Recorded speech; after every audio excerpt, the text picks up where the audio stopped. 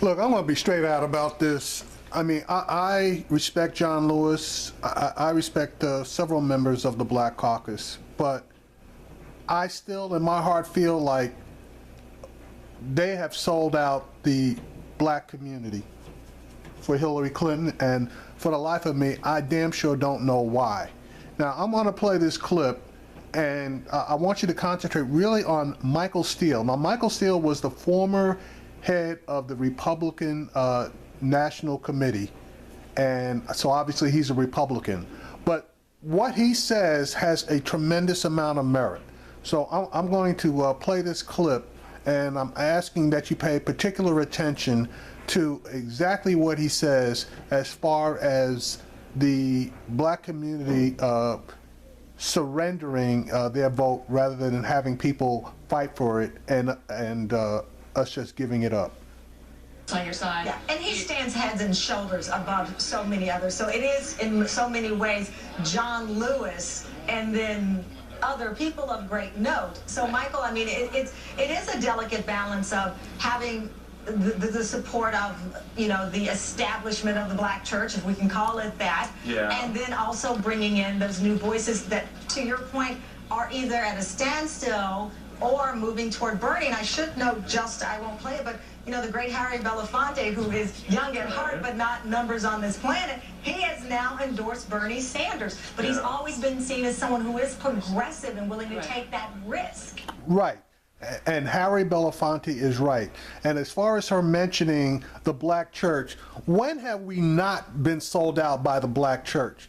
They have some Mickey Mouse guy will come up in there and give a little rinky-dinky donation to the pastor, or slide something under the table to the pastor, and the next thing you know, the pastor is out there shouting from the pulpit and asking us basically to act against our own self-interest, and that's bullshit. But anyway, let me get to Michael Steele, because in this particular case, I believe what he says has a lot of merit. Yeah, I just can we just have a competition for our vote?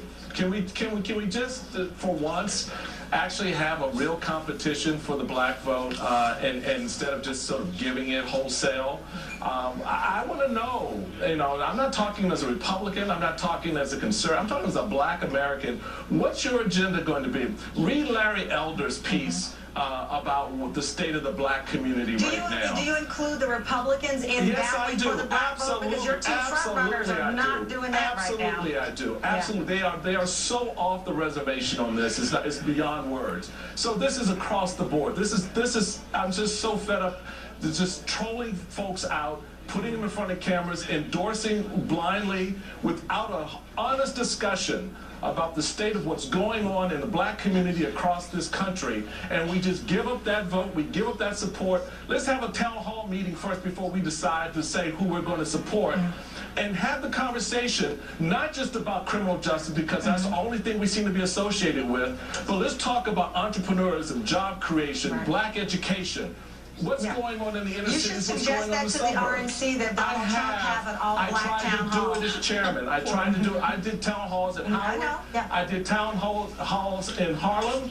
And that's what we need to do, to have the conversation, to go out and fight. But for the black community, don't just give the vote because Hillary Clinton is a Clinton. One guy in your party who's out of the race now, Rand Paul, did do that. He did went exactly to Howard that. University, and now he's out of the race on the Republican side. He tried. Joan, thank you so much.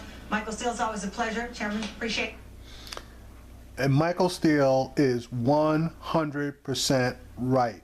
It's time to make all of these politicians step up to the plate and actually fight for our vote, because too many of us basically have been like sheep, and you throw out the word Democrat and we automatically roll to it. You throw out the name Clinton, we automatically roll to it.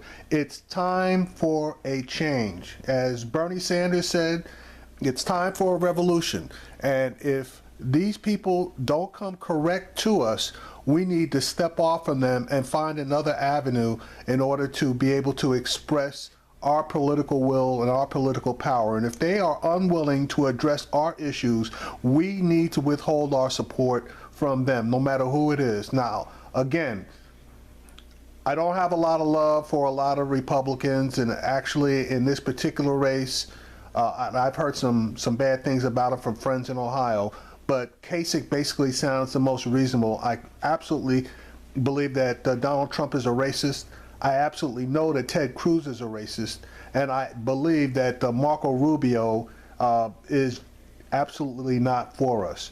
So that basically is going to leave me with Jeb Bush, and I'm not all that hot on him, particularly because he's a Bush. Now I don't know about his racial politics, to be honest with you, and Kasich has bucked the trend as far as the Republicans are concerned, and has helped, my understanding, a lot of people in the state of Ohio by accepting Obamacare and the Medicare expansion, and he is running a balanced budget. And as I said, some reports indicate that he's not all that great in Ohio, but then other reports from friends that live in Ohio say he's done a fairly decent job. So given that information, I probably, if I couldn't go with a Democrat, he probably would be the only one that I might be willing to consider. But between Bernie Sanders and Hillary Clinton, there is no choice. For me, it's Bernie Sanders.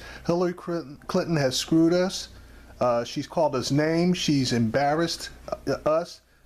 She's disrespected us.